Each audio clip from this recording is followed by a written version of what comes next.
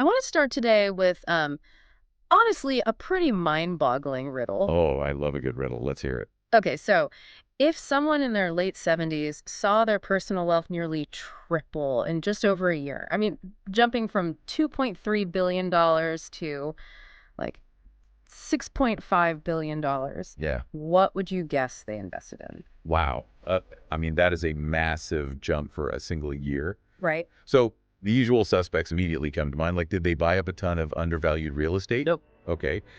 Did they catch some sudden tech stock boom? Or maybe, I don't know, they were sitting in a massive reserve of gold during a market panic. See, that is exactly what a traditional investor would guess, but it's actually none of those things. The person Yeah. we are talking about today is Donald Trump.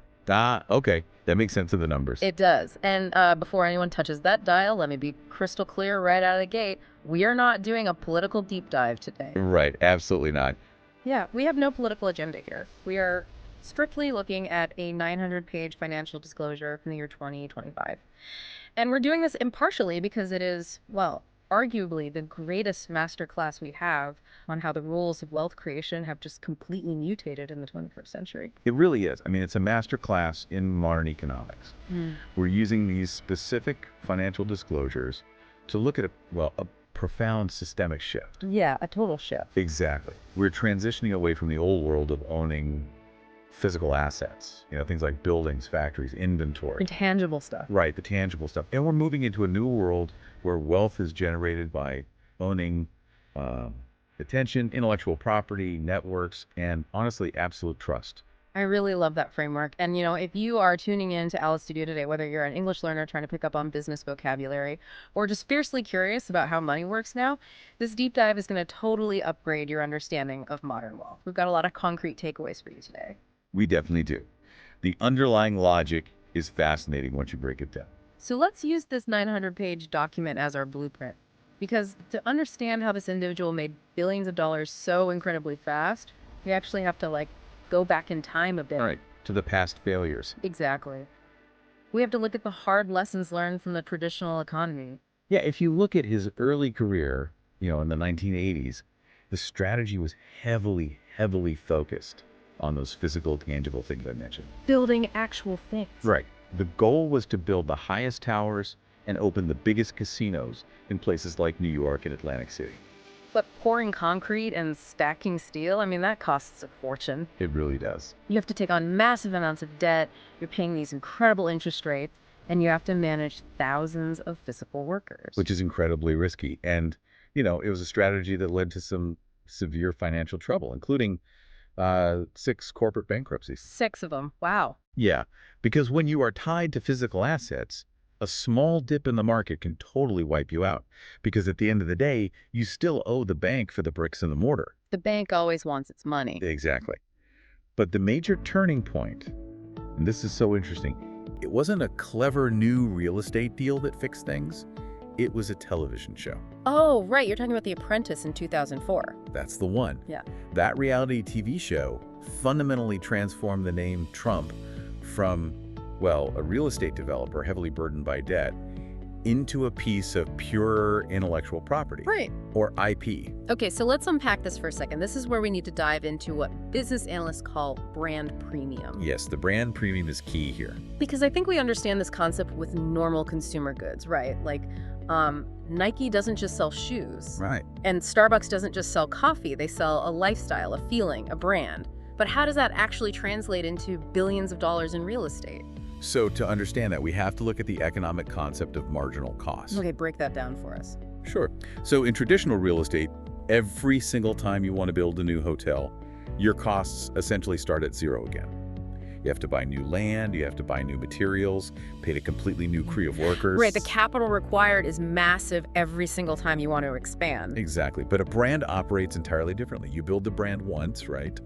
And then you can license it infinitely. I see. So if I'm a developer in another country, I'm the one taking on all the actual financial risk to build the hotel. Yes. You get the loans, you pour the concrete. Yeah. But you know that if you put those giant golden Trump letters on the side of your building, history shows you can charge a 30% price markup on the condos or the hotel rooms. And that 30% isn't just a slight bump in revenue, is it? No, it is pure profit margin. And in exchange for letting you use the name, The brand owner collects this massive licensing fee, and they do it without ever picking up a hammer or taking out a single construction loan. Wow, so that is the asset-light model. Precisely. I mean, why go through the massive headache and the financial jeopardy of managing a physical hotel when you can just rent your name out? It's the smartest way to scale. And we see this everywhere now, don't we? Like Disney does it with toys, the NBA does it with video games, Ferrari puts their logo on laptop computers. Right. The wealthiest entities in the modern economy are actively moving away from heavy physical assets.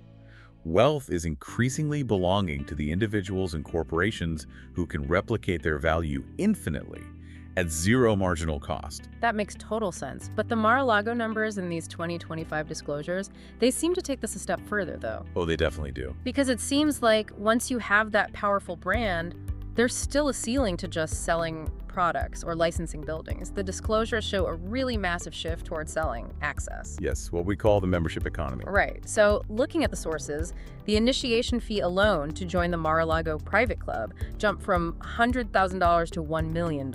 A tenfold increase. Yeah. And in 2025 alone, that one single club brought in $77.5 million.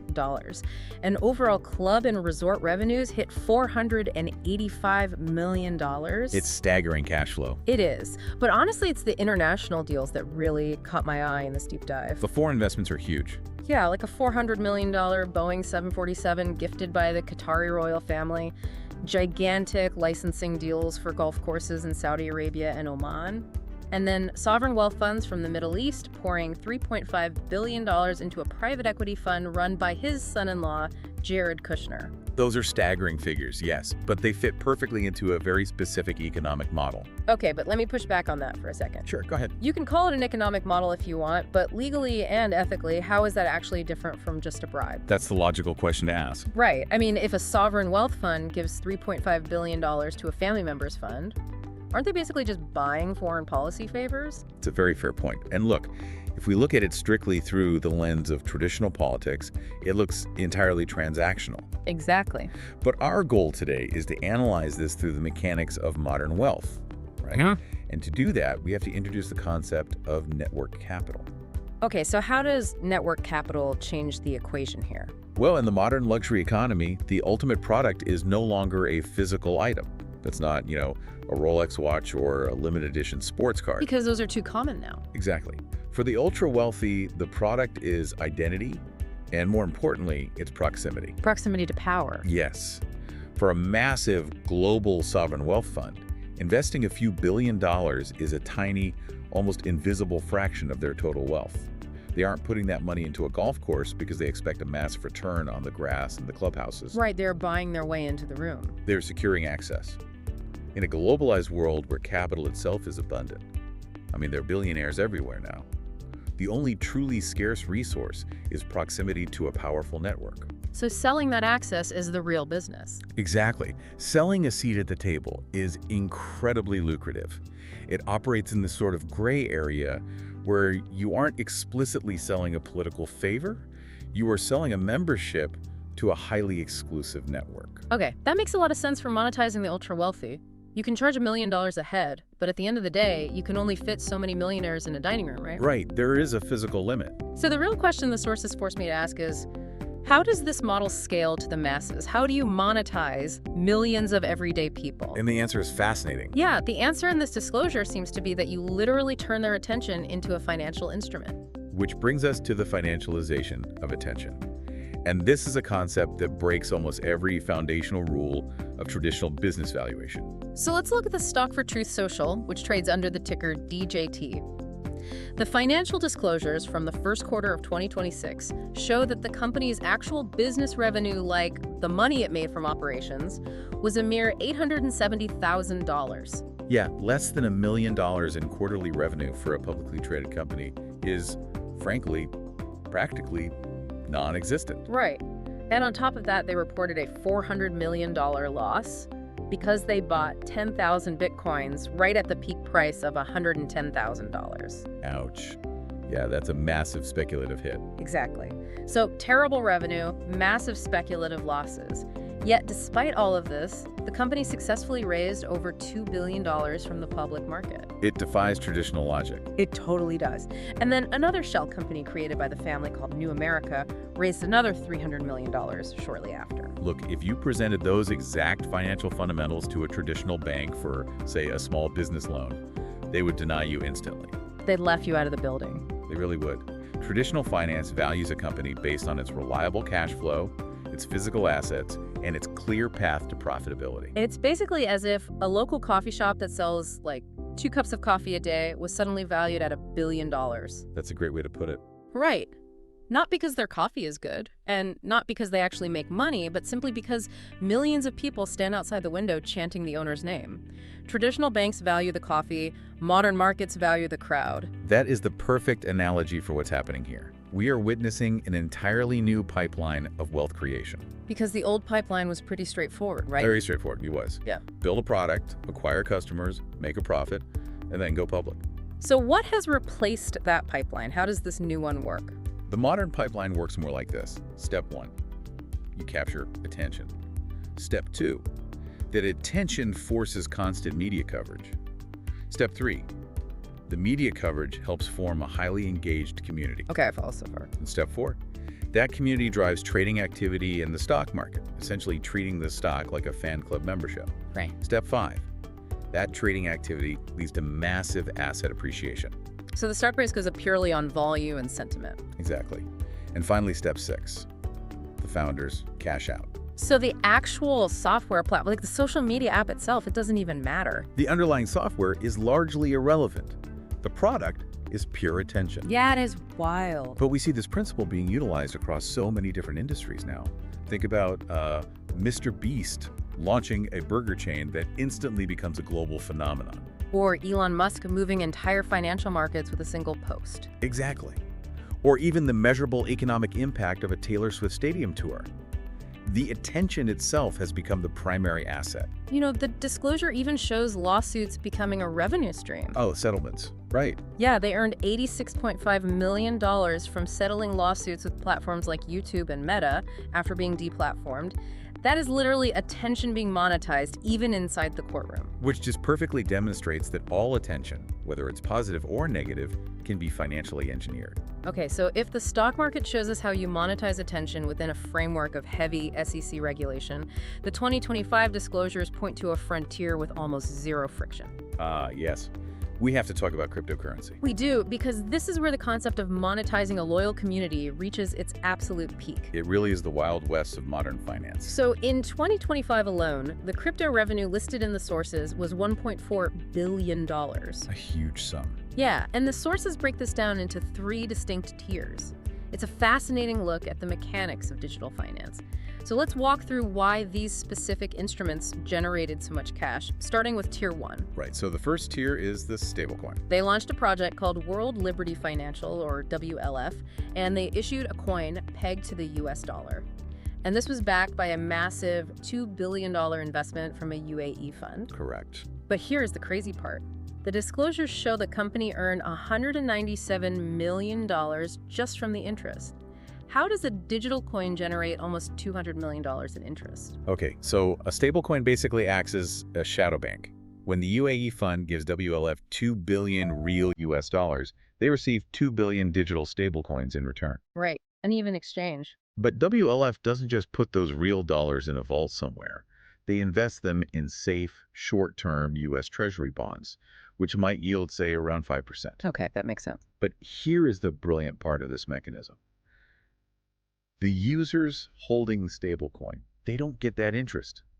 The company issuing the coin keeps all of it. Wait, all of it? All of it. So on a $2 billion reserve, that 5% interest adds up incredibly fast. And they do it with virtually zero overhead costs. Wow, okay, so that leads us to Tier 2, which is the governance token called WLFI. Right, a different mechanism entirely. Yeah, because this token gives buyers voting rights in the company, but it pays absolutely zero dividends. And the disclosure shows that 75% of the sales went straight to the family, netting them $590 million. Yes. But the retail buyers eventually lost 75% of their initial value. So why on earth would anyone buy a financial instrument with no dividends and no protections? Yeah, it comes down to what we call regulatory arbitrage. Okay, explain that. So in traditional finance, if you sell shares of stock, you have a fiduciary duty to your shareholders. You are legally obligated to act in their best financial interests, and the SEC monitors everything very closely. Right. There are strict rules. But a governance token bypasses this entirely. You are selling a digital asset that looks and feels like a stock, so it naturally attracts speculators. But it isn't a stock. Legally, it acts much more like a digital collectible. And that's the mechanism that allows the founders to legally write a contract where 75% of the capital goes directly into their own pockets, completely without violating securities laws. That is just incredible. Which brings us to the most abstract concept of all in this deep dive. Tier 3, the meme coin. Famous Trump coin. Yeah. They launched this just 3 days before the inauguration. The price spiked to $75 a coin. Justin Sun, who is a major global crypto figure, he bought over $100 million worth. He did. Overall, this single meme coin netted $635 million before later crashing by 97%. I really, really need you to explain this one. It's hard to wrap your head around, I know. It is. How does a digital joke, a coin with no underlying business, no cash flow, and no real utility, generate $635 million in actual spendable cash? Well, we are so deeply conditioned to believe that things must have intrinsic value, right? Yeah, of course. Like a house provides shelter, farm provides food. But a meme coin is the purest distillation of brand value in existence.